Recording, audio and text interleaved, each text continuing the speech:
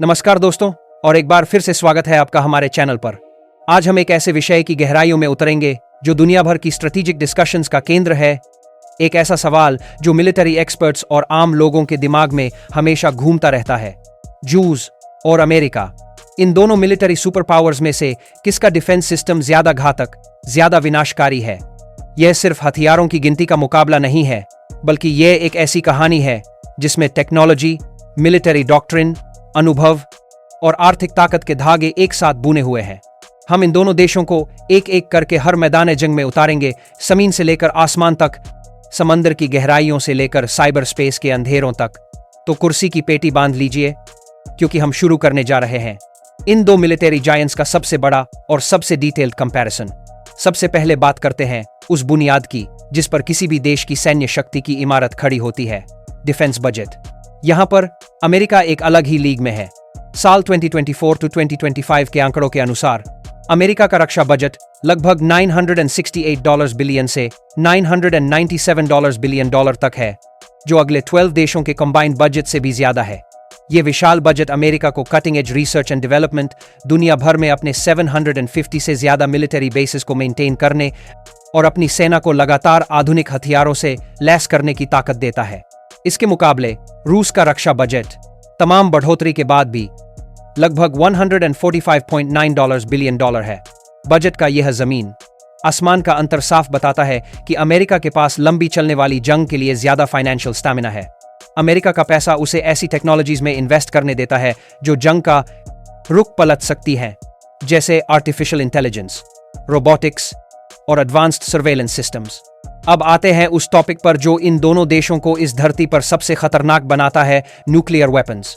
यह वह डोमेन है जहां पर गिनती से ज्यादा एक दूसरे को पूरी तरह से बर्बाद करने की काबिलियत मायने रखती है, जिसे म्यूचुअली अश्योर्ड डिस्ट्रक्शन या मैड कहते हैं। रूस और अमेरिका के पास दुनिया के कुल न्यूक्लियर वॉरहेड्स का लगभग 88% हिस्सा है। नंबर्स की बात करें तो रूस के पास लगभग 4,380 वॉरहेड्स हैं, जबकि अमेरिका के पास 3,700 वॉरहेड्स हैं। रूस के पास टैक्टिकल यानी शॉर्ट रेंज न्यूक्लियर वेपन्स का बड़ा जखीरा है। अनुमान है कि उनके पास 1,500 से 2,000 ऐसे हथियार हैं, जबकि अमेरिका के पास सिर्फ 200 के करीब हैं।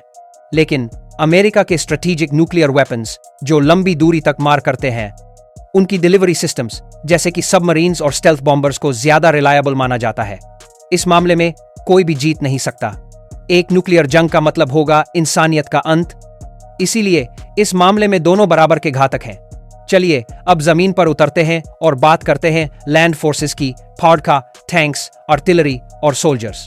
कागजों पर रूस की जमीनी सेना एक बेहेमत नजर आती है।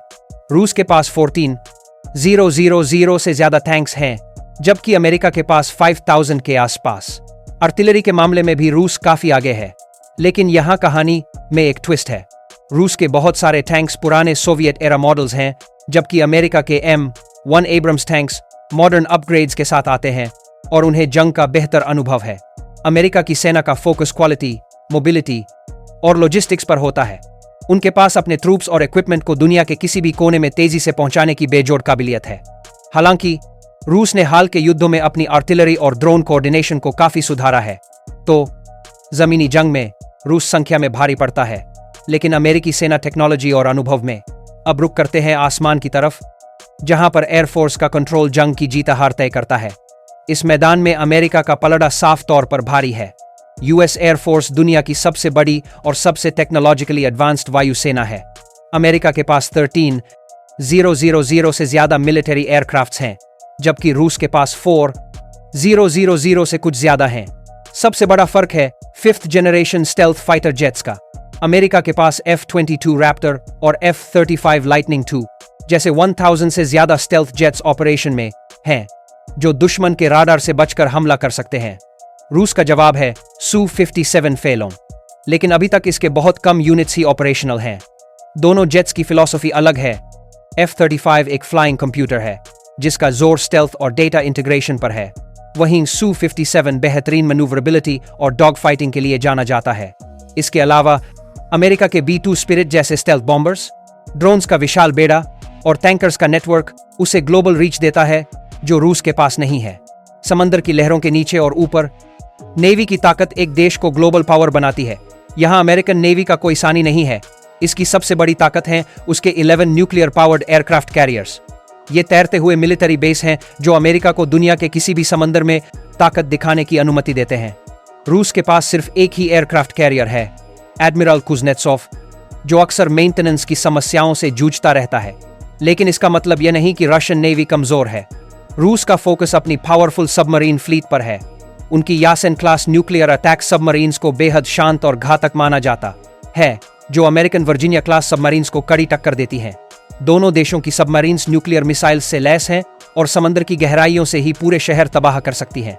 तो जहां अमेरिका समंदर के ऊपर राज करता है, वहीं रूस समंदर के नीचे एक साइलेंट और डेडली थ्रेट है।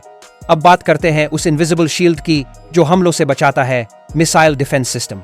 इस मामले में रूस का S-400 ट्रायम्फ सिस्टम दुनिया के सबसे बेहतरीन एयर डिफेंस सिस्टम्स में से एक माना जाता है। इसकी खासियत यह है कि यह फाइटर जेट्स, क्रूज मिसाइल्स और यहां तक कि बैलिस्टिक मिसाइल्स जैसे अलग अलग तरह के टारगेट्स को 400 किलोमीटर दूर से ही मार गिराने की क्षमता रखता है। अमेरिका के पास इसके जवाब में THAAD terminal high altitude area defence और पैट्रियट सिस्टम्स हैं। THAAD खास तौर पर हाई एल्टीट्यूड बैलिस्टिक मिसाइल्स को रोकने के लिए डिजाइन किया गया है, जबकि पेट्रियट एक मल्टीपर्पज सिस्टम है।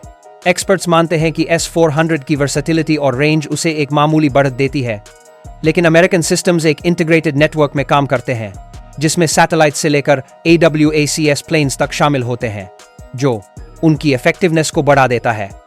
आखिर में आते हैं जंग के नए मैदानों पर, हाइपरसोनिक मिसाइल्स और साइबर वॉरफेयर। हाइपरसोनिक वेपन्स वो हैं जो आवाज की गति से 5 गुना से भी ज्यादा तेजी से चलते हैं और अपना रास्ता बदल सकते हैं, जिससे उन्हें रोकना लगभग नामुमकिन हो जाता है।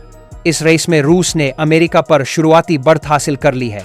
उसने किंजहाल और जिरकोन जैसी हाइपरसोनिक मिसाइल्स को पहले ही डिप्लॉय कर दिया है।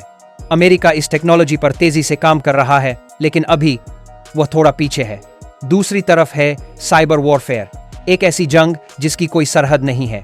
यहाँ दोनों देश बेहद शक्तिशाली हैं और एक दूसरे के क्रिटिकल इंफ्रास्ट्रक्चर जैसे पावर ग्रिड्स, फाइनेंशियल सिस्टम्स और मिलिट्री कमांड नेटवर्क्स पर हमला करने की काबिलियत रखते हैं। इस डोमेन में कौन ज्यादा घातक है, इसका अंदाजा लगाना बेहद मुश्किल है। तो आखिर में नतीजा क्या है? ग्लोबल फायर पावर इंडेक्स 2024 के मुताबिक अमेरिका दुनिया की नंबर 1 मिलिट्री पावर है और रूस दूसरे स्थान पर है। अमेरिका की ताकत, उसका बेहिसाब पैसा, बेजोड़ टेक्नोलॉजी, आसमान और समंदर पर कंट्रोल, आपके हिसाब से क्या ज्यादा मायने रखता है? हमें नीचे कमेंट्स में जरूर बताएं। अगर आपको ये वीडियो पसंद आई और आपको नई जानकारी मिली तो इसे लाइक करें, अपने दोस्तों के साथ शेयर करें और ऐसे ही इन डेप्थ कंटेंट के लिए हमारे चैनल को सब्सक्राइब करना न भूलें। धन्यवाद।